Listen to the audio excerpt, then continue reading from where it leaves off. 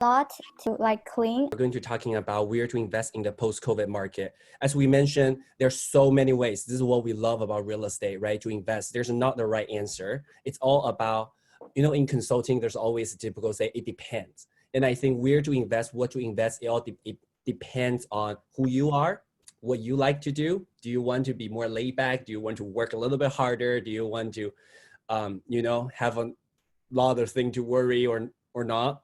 So that's why there's not a correct answer. Our goal of doing here is I just put some data because I'm a data-driven person. I love looking at data, and then data will tell insights, and then those insights will drive opinion. Different people looking at the data will drive different opinions. So we share some of the data and raise some of the question, and then we'll just go from there.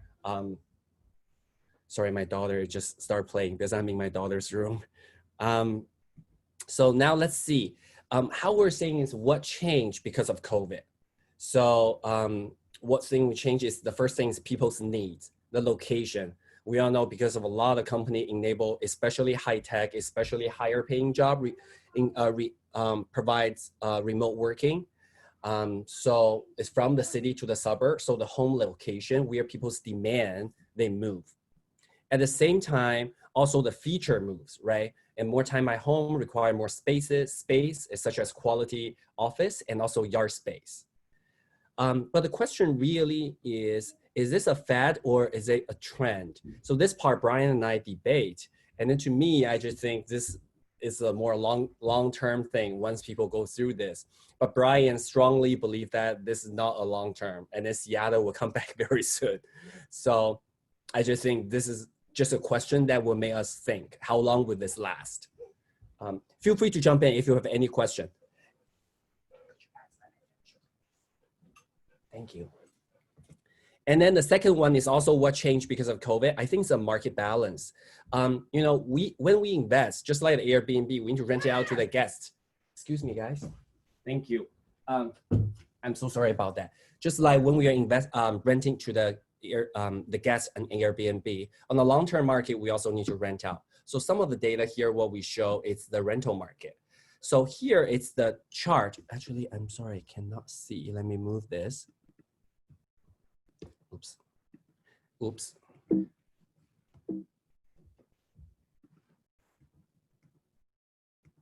Here, it shows, this is a single family and townhouse for rent, September 15th. So I pulled the data yesterday, just on Zillow. Around this area, it's actually go all the way to Bellevue, Kirkland, and Redmond area. There are around 616 single family and townhouses for rent in the whole area, right? Yesterday. And then if we're looking at condo market in the same area, there are 2,447. So it's almost 4 times the condo of the single family house. So this is supply. Before we look at the demand, people are moving out. They want bigger space. But however here, the smaller condo and in more downtown location actually has 4 times more the supply than the single family house or townhouse. And then if we're zooming in to the Seattle more downtown area, like downtown Capitol Hill, Central District, Queen Anne, or some in the Fremont, there are 1,347 results in the area. So that's exactly what we have seen in the condo apartment rental market in downtown. Like myself have a 4-plex in Capitol Hill, not in Capitol Hill, in Central District. We recently have a tenant move out. It's a 3-bedroom, 1-bath. We used to rent it for around $1,500 a month. And then we did a bunch of remodel. Almost everything's new appliances, new floor, new painting, everything, new bathroom. And then we tried to charge $2,100 because in a normal market, we will rent out fast. But now we're already 3 weeks in. And then we already lowered the price to $1,700. We still haven't rented out yet. And then we finally have an application. We send it to the tenant, and the tenant asked for another $150 less. So now it means that after remodel, actually our price is cheaper than before remodel. I mean, does that a bad thing to do? It's not. We still need to do the remodel because the house is really run down that unit. We need to do that. But that shows that some of the market, we cannot go against it. So that's why I very aggressively dropped the price. Like the first time I just dropped $300 to try to get it rented out. because there are just so many supply of the smaller unit in this downtown area. Let me know if you have any question, okay? Feel free to speak. And then the next thing, so that's about the supply and demand thing change. And then next thing is what the money supply also change. So if you looking at, do everybody know M0, M1, M2? So those are the money supply that happening in the world, right? Here we're looking at the money supply in the country, in the United States. So to make it think very easily, I'm just use this. M0 is to measure, it's not accurate, so don't quote me on this. But if you think about it, what does that M0, M1, and M2 mean? M0 is the money that you have right now. It's a money in your wallet. It's a money you put it in at home. It's a money that you can use. And M1 is that money plus some of the money you put it in the bank, right? And then so it's bigger. And then M2 is what they call near money. So it's a money you have physically, you have in the bank, and also some other type of money that you can use, like mutual fund, like the security, like things like that where you can use. So because M2 mostly representing, how to say, it's not the purchase power, but it's the money that people can use to spending on things, so it's related with the GDP a lot. That's why M2 is one of the most important things to measure. So if you're looking at the past from 2000, right? So there are 2 recessions and now the third one. If you can see, every time their M2 volume increase a little bit, and if you actually go back to like 40 years, 50 years, but it never, ever happened something like that, around almost 20% increase in M2 since the pandemic has happened. So the US really print a lot of money. This is very scary because, you know, in this country, I'm from China, so most of the time I don't live on credit, but in the United States, people all live on credit. I live on credit as well. So each dollar spent, basically you can borrow money. So that's why this from just different resources, they say it equals to $5 to $10 spending power because of the credit system. So with a 20% increase, that means 100%, right? To 200% increase in the purchasing power. So this is kind of scary. That we would just try to think, will the inflation come? And because the Fed have said that they may want to take back some of the money, and then after the economy recover, I'm not an economist, but I just don't know how fast that can be done and things like that, and then how that will impact our daily life. But I do think this is related a lot to why the real estate market recently is so crazy, not condo, but single family, especially in the suburb. Any questions? Okay. And the next part is also the interest rate. So as we all know, the Fed set interest rate at 0 and promised to keep it around the 0 through 2020, and it lead to historical low mortgage interest rate. So now it's around 3% for 30-year fixed mortgage rate. Of course, you can get lower from different incentives from the bank, from different things. So, but overall, it's around 3%. And also, if you're looking at the mortgage origination volume, it actually reached over 1 trillion just in Q2 2020. So that is a 200% increase from Q2 from a year ago. But if you're really looking at that data, 200% increase, majority are actually refinanced. So a lot of people are refinancing to get their low rate down. So why this matter? Why it matter is because the interest rate is related to purchasing power. So if you're looking at from around late 2018 to now, there are around almost 2% interest rate drop, right? If you're buying a 1 million-ish house and a 1% decrease in interest rate would means 100,000 more purchasing power. So now you can buy around $1.1 million house if just by dropping 1% interest rate. So that's why another reason you see the house price continue going up. So those are some very high level what change. But however, I truly believe in our investment principles. They do not change no matter what the market do.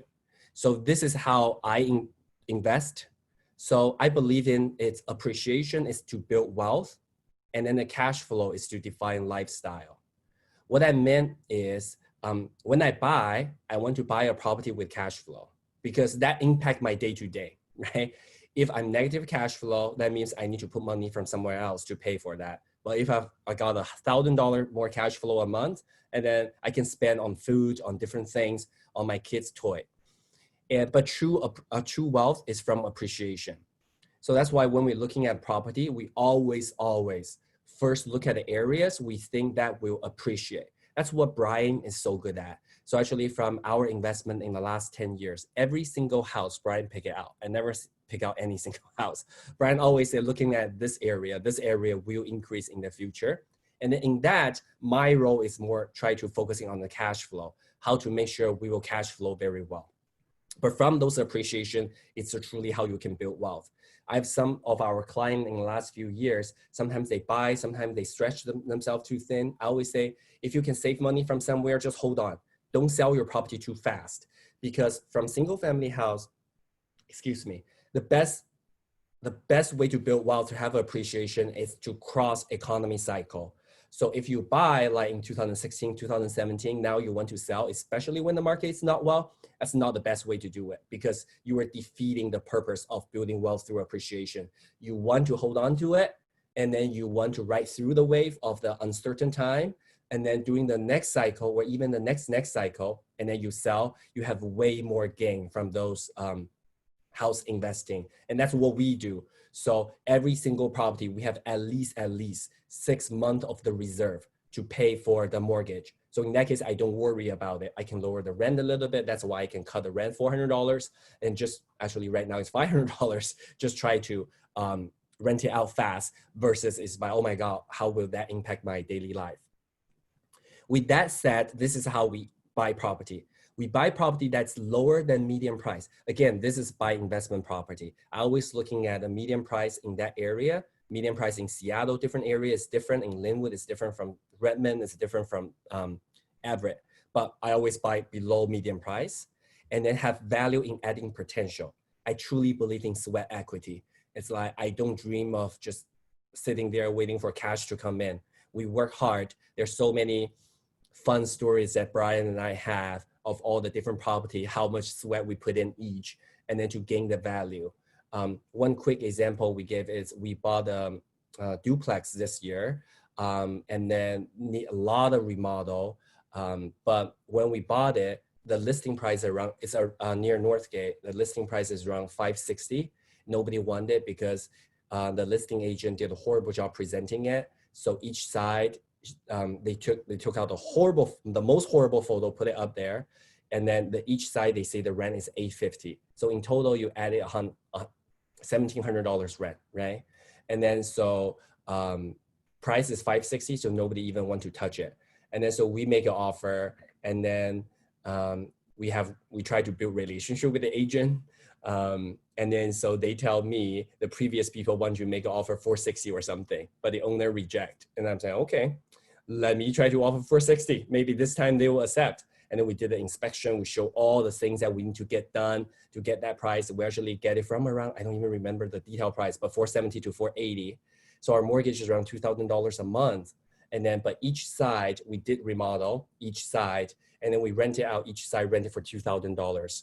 So so we cash flow like almost $2,000 a month just for that property. So that's exactly what we're talking about, sweat equity, adding value to a property. When some property other people don't like, that you see there's a value, and then you work on that, and then the vision in your mind can make that property pop, right? And then it will be a great investment. So we always look at that.